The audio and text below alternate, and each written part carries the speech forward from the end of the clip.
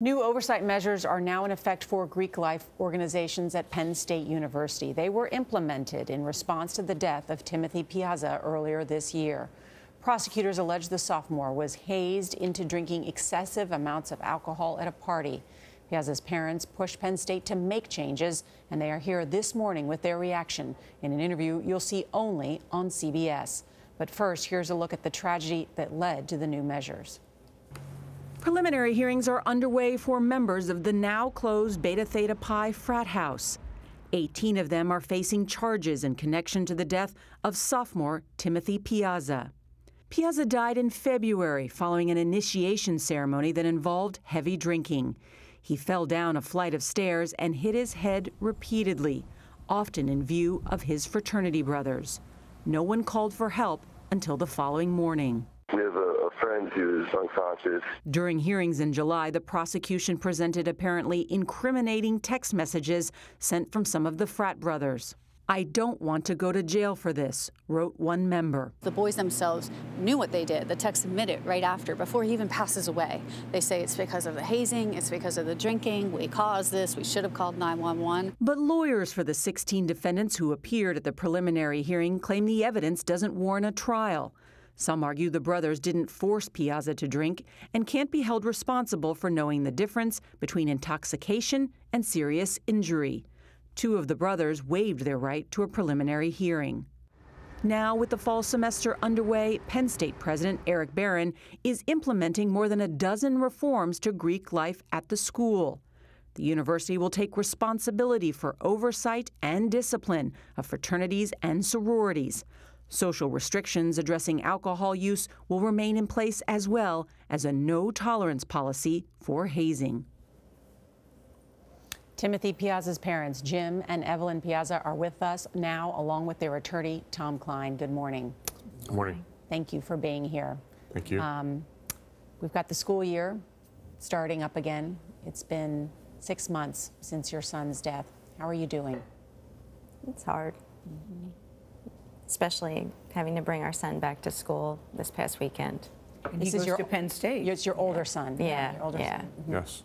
So normally we make a couple-day trip out of it. We were in and out the same day. We just couldn't stick around. It was hard knowing that we should have been bringing 2 kids back. Yeah. Jim, we now know that Penn State has announced some of these changes, which you have been pushing for, your family has been pushing for. Are they enough?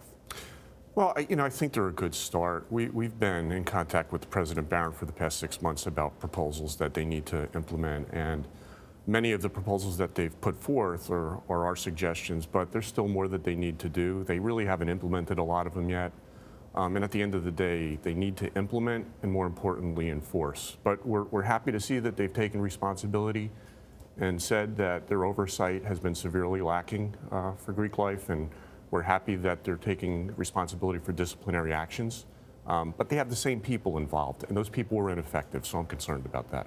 Yeah, one of the defense attorneys argued in a hearing recently that nobody forced Tim, your son, to drink, instead expecting young men to be able to distinguish between extreme intoxication and a head injury, quote, he says, quote, places an impossible burden on them.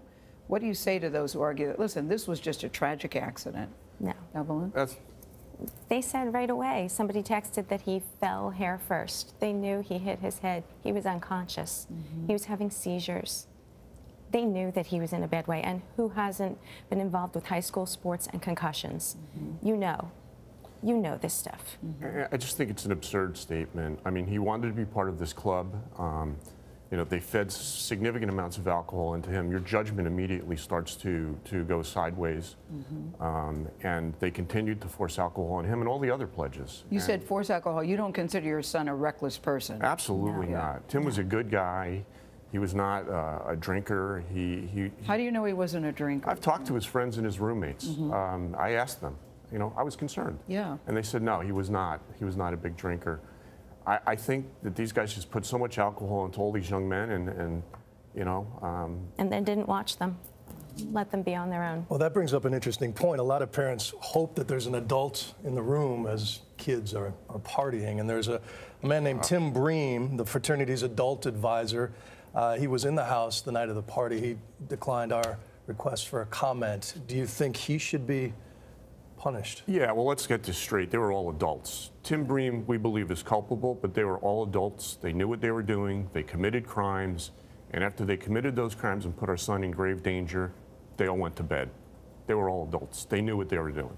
And then they tried to cover it up the next day when they knew that it was bad. The other thing that's so difficult is there's a tape.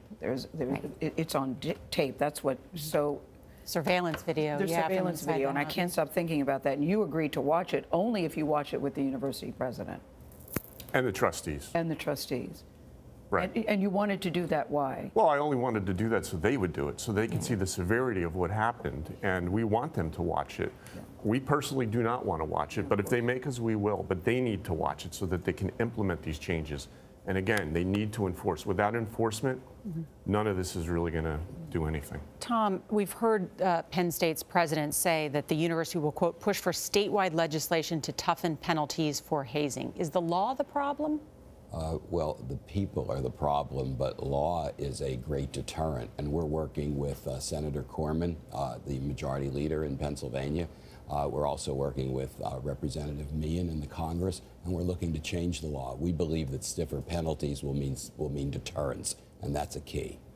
But if there's a parent who's sending their son or daughter to college, what's the message that you have about safety?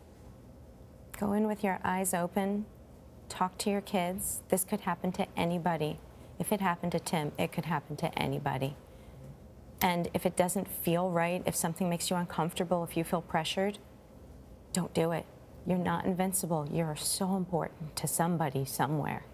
I also encourage all the parents that if they hear something that they should also speak up and say something. We've heard a lot of stories about severe hazing at Penn State now from a lot of people. Some have written letters to the president. Others just let it go. You need to speak up. A lot of the stuff is out there. Speaking up. Yeah. You could be home. You're still grieving. This is still very recent, but you are speaking up because you want people to know this needs to change and change now. It can't happen to anybody else. It's just too awful. Yep. We have a big stake in this. This is part of Tim's legacy. We have to make a difference. Thank you. Thank you all. Thank you for being here. Thanks. Jim and Evelyn and Tom, we thank you all for joining us this morning.